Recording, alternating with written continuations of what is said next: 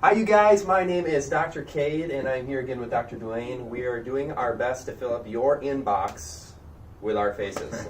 So today we're going to talk a little bit about the at-home wellness routine. Again, we've been thinking about some things that we can give to you, things that are simple, things that are easy, things that you can do at home to actually help your response to all of this stuff. So let's jump into it. Where do you want to start with at-home techniques that patients can do?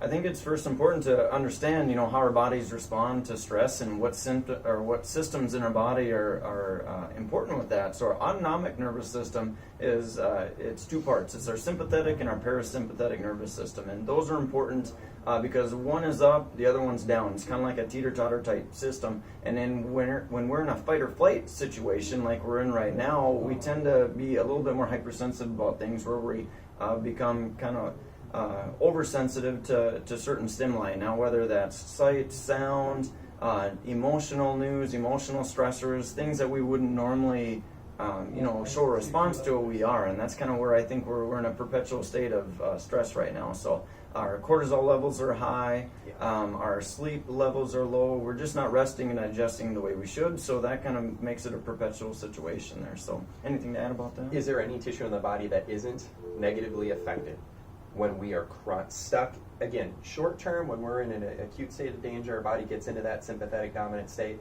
survival instinct, awesome. But when we stay stuck there, is there any tissue that isn't negatively affected? Well, our sympathetics are there for a reason. They're there for fight or flight, where if we're being chased or if we feel like we're in danger, that's what that system's for. It's to release cortisol and get our body going and get blood flow to tissues and get us moving. Now, long term, that's when it's going to affect us, and that's kind of what we're in right now, is long-term stress situation. So, no, I don't feel like anything.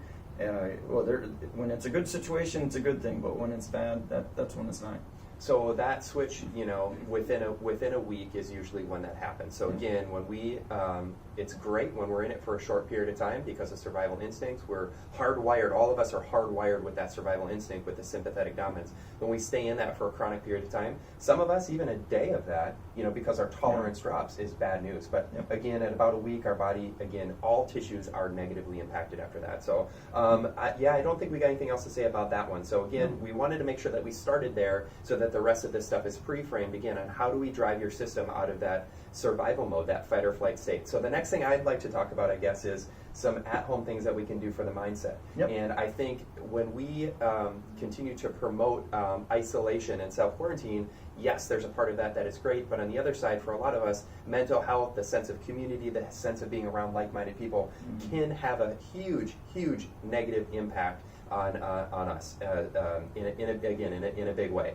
And so some of the things that we're recommending is at home to get connected to a higher power, whatever that higher power is. Prayer, meditation, those types of things are so important. And if you don't feel comfortable being around like-minded people for those things, if you don't want to do those things in a group, then hop on the phone. Hop on the phone with your loved ones. Still connect with your friends. Still connect with your family. Still keep those connections tight, because you are getting a boost to your serotonin levels. You are getting a boost to your endocannabinoid system by having that connection of people that you love, people that you enjoy being around. Have some longer conversations that are different than talking about the fear that we're having around now. Yes, because that's the first thing people go to usually is, oh my goodness, did you hear this? Did you see this? Did you do that? As opposed to, well, let's have some creative thoughts or talk about something else and it's hard to do that, but I think this is a good time to be creative with it. And we're going to challenge you. Your loved one or your friend or your family might want to stay talking about that fear, but try to steer that conversation. Talk with them about talking about something different.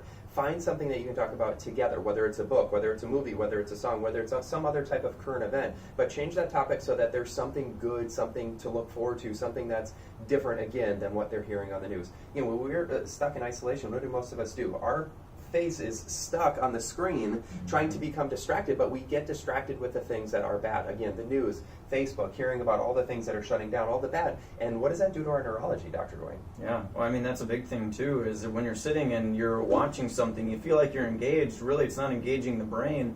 And like you said, it's just kind of making you sit there and we go numb to things, even though we're sitting here and we're developing some perpetual anxiety. So yeah, it's very important to have a sense of community and talk and not just sit there and talk about what's going on, but maybe even talk about past historical stuff that you've done with that person or with that family to generate some dopamine, some feel-good hormones in the brain to bring you back to a time when things were easier, when we didn't have this going on, whatever it may be. But it's so important for that. And one easy thing you can do is exercise, whether or not it's in your house, outside where it's safe, or you're not around a group of people, or if you're with family members, you guys could do something that gets your heart rates up a little bit, that gets blood flow going. That will help get us out of that anxiety stage, get some smiles back on our faces. And it might be something as simple as doing air squats for a minute, as fast as you can, as hard as you can. And you'll start to see your family, the joy comes back into their faces, heart rates go up, you're panting by the end, and it's just something fun to do to get them going. And be creative with it. You can do little things like if you have little kids that like to sing and dance, as opposed to sitting and watching them do it, get up with them. It'll make everyone more joyous through this time, and it'll be something that you remember as opposed to something that we want to forget throughout this. So, I think with what he's saying here, there's so much opportunity. Technology has its downsides, of course, but this is an opportunity for technology to thrive again with our communications with our loved ones. But shout out to Sweet Science Boxing Gym right here in our parking lot. These guys have an app where you can actually follow through on some of the routines and some of the exercises with Billy, right, and actually get fit right there with your phone or on your computer screen or on your TV, right? There's, again, hop onto YouTube, yoga, meditation, all these things. So many people have done the hard work for you. Just tune in and tune it on, and your system, again, there's so many studies talking about what that's doing at the neurologic level, to our immune system, helping us get out of that fight or flight state. So exercise, another free one, get out in the sun, right? Yeah, get out in the sun. And we had an article on our website, so I'll just go through the basics here super fast about the sun.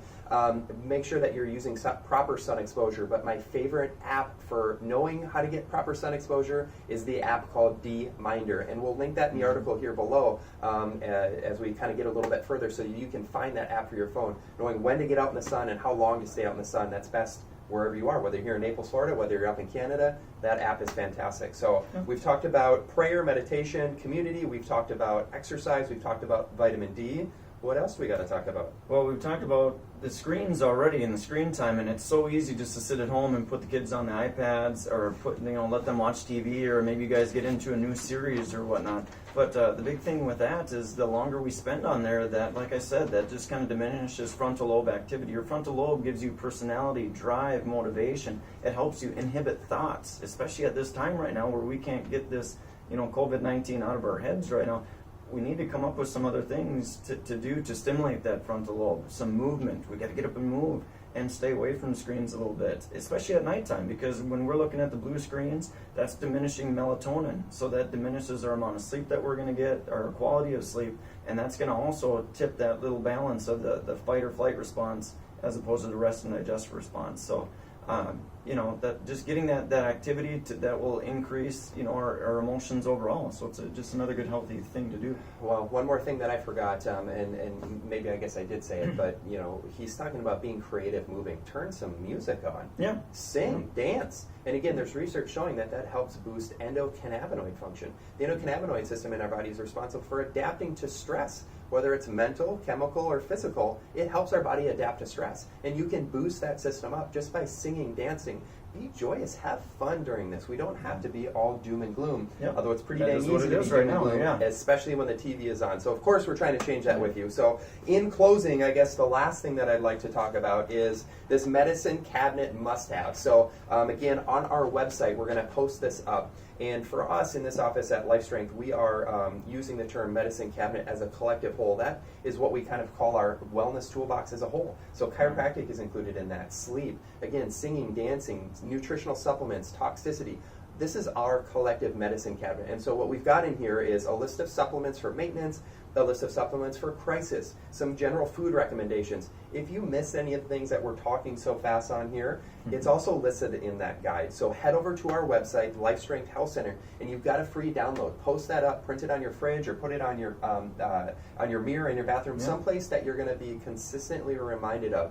We want you to switch the gears. You've heard enough of the doom and gloom. Now it's time to help our bodies overcome all of this stuff and get back on track, all right? That's what it's about. Stop trying to modify the environment. Start building up the resilience that we are hardwired with inside of our body. Whatever it is, bacterial, viral, or you fill in the blanks, our bodies are designed for health. We are naturally optimize for that. Our systems are working on that. Mine are, yours are as well. And let's do what we can to remove the hurdles from that healing process. So anything else we want to say, Doc? I mean, if you want some rainbow and sunshine, I mean, that's in this office right here. So whether or not you need to call in or send us a text or email, however you want to get a hold of us, let us know. We're here to answer questions and just get us out of this perpetual state of anxiety. I mean, it's something that you really cannot change. You can modify the way you do things, but it is life. So, I mean, we're going to run into obstacles all the time, and it's how we fight back against them and how we handle it during that. And I think a lot of people are doing a good job, and I think some of these ways will help you do a better job. Get your download. Thanks for your support, you guys. I'm Dr. Cade. Dr. Dwayne.